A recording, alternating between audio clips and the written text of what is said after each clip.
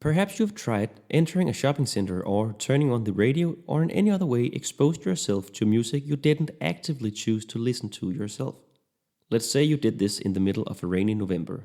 On comes a song that you don't know, however, before the lyrics begin, you're able to tell that this is definitely a Christmas song. How are you able to know that? What gave it away?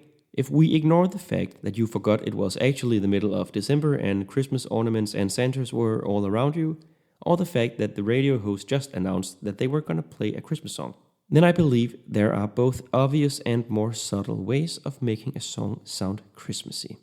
First, a small disclaimer. I'll be referring to Christmas music as a genre, even though Christmas songs can be everything from rock to jazz to classical music and everything between and beyond that. Alright, let's begin. Most people associate snow, Santa, Christmas trees, presents, and other things with Christmas. But how do we translate those things into sounds? Snow is light, slow, descent from the clouds above, but doesn't really make a sound. Santa is able to speak, at least I think so, and is known for his ho ho ho. Christmas trees and presents do not really make sounds at all unless you unwrap the presents or push over the tree or something like that. So what do all of these have in common that is translatable to sound? I believe the thing they have in common is magic. There is something rather magical about these very Christmassy things. The magical, mystical, fairy tale aspect of Christmas taps into people's emotions. And if there's one thing musicians enjoy, it's tapping into an emotion when writing a song. In reality, these things will then translate into bright notes, harps, big church bells, and smaller bells that you can practically visualize being worn by Santa's reindeers. And while this is a great way of making something sound Christmassy, I believe there's a tendency among some of the really big Christmas hit songs when it comes to harmony. 3 popular Christmas songs, when you look at playlists and views or streams from different platforms, are Mariah Carey's All I Want for Christmas, White Christmas by Bing Crosby, and Jingle Bell Rock by Bobby Helms. I have chosen these because they have a certain thing in common, and obviously there are Christmas songs that won't use this trick, and that doesn't make them any less Christmassy. In the first song, All I Want for Christmas, in the sentence, underneath the Christmas tree, a C minor is played. In White Christmas, during the phrase, and children listen, we have first a C major followed by a C minor chord.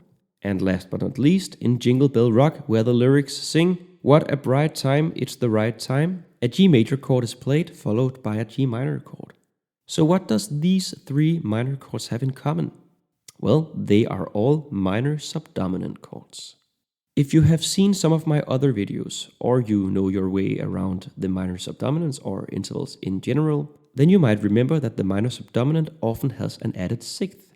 The curious thing about the minor subdominant with an added sixth is that it contains the tritone interval between 3rd and 6th. In the C minor chord, that would be between E flat and A. Now, in Scandinavian musicology terminology, the tritone interval in a chord is called something that roughly translates into dominant connection. That's because the tritone interval consists of the notes that wants to resolve to the tonic, therefore connecting the dominant and the tonic.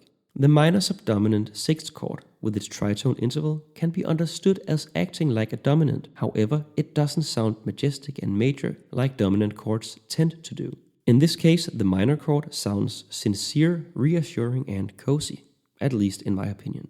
I believe these Christmas song composers are trying to create a feeling of being indoors and safe from the freezing weather outside.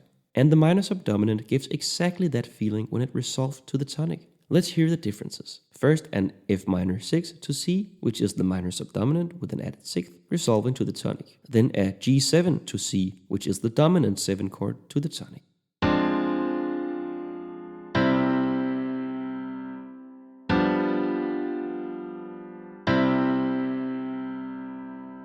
So it seems to be no coincidence at all that multiple Christmas songs use this specific chord or function. I do, however, have to mention that this chord will appear in any genre of music, as musicians for centuries have been creating emotional soundscapes, and therefore exploring different harmonic approaches. The minor subdominant can be found in your everyday pop song, in jazz, in classical music, and so on. When analyzing Christmas songs, this chord does appear way more often than in any other genre. And when something is overrepresented in one group compared to other groups, we're able to analyze tendencies. In this case, we conclude Christmas songs tend to use the minor subdominant with an added sixth more often than other types of genres of music. Because of that, I believe the chord should be named the Christmas chord. Thanks for watching.